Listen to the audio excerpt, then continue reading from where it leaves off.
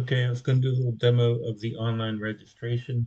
In the flyer we send out, it's going to tell them to register if they want to do it online.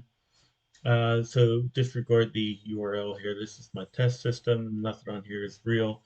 But I'm going to take the worst case scenario that somebody coming in from the east of the state may not have a login. Now, of course, they already have a login where they match something on the system. Then it becomes easier. But let's see what somebody that's never used it before would see. It tells you got to find events.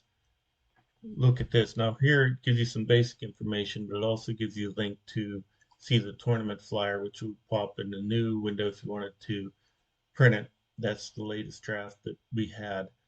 Um, but if they want to continue on, if they already had an account, they'd sign in. Of course, in this case we don't, and they would want to register.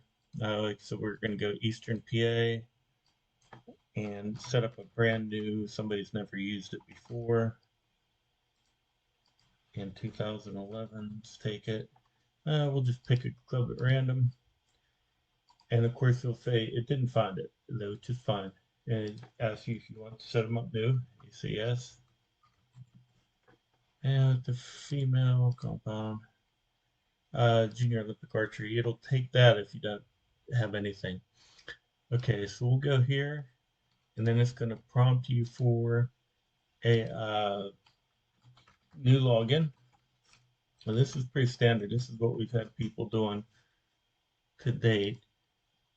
And it'll say username created. So there, like most websites, it requires you to log back in once you do it. So with the username and password they just created, the login, now you'll see that it comes back to tournament registration. It's like, hey, you created an account, and somebody that already had an account with us would come right here. So they continue. In the case of these Eastern clubs, or if the club's not managed on the system, they'll have the option to set their own merit class, regular 3-spot, update their birthday if needed, enter their USA Archery or change their email. And when they hit continue, now they're going to see the registration options. This is where we're going to put our shirt options. Also put some donation things in if they care to participate. This will all be tracked. Let's just say they took a shirt and a small donation to us. And at the point they hit this register, they'll be in. And they'll get the option to go forward and pay. It will track that. So when we hit register here, it will give them a couple things. First, it'll send an email to their inbox. You'll see that appear up here.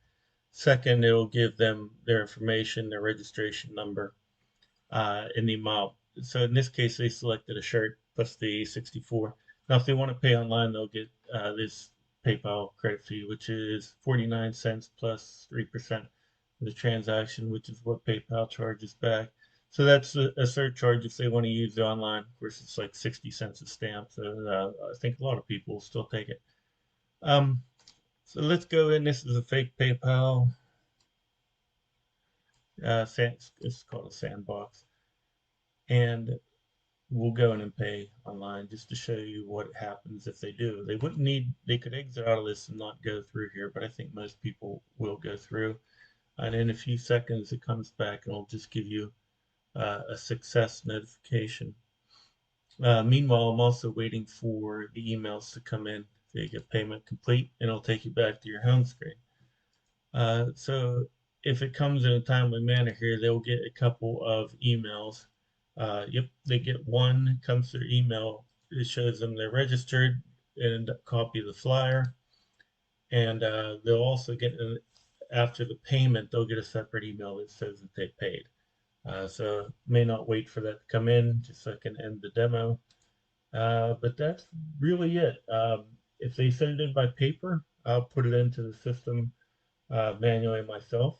No big deal. But that's just looking for feedback, see if that's good or I get a little too close to if anybody has any recommendations.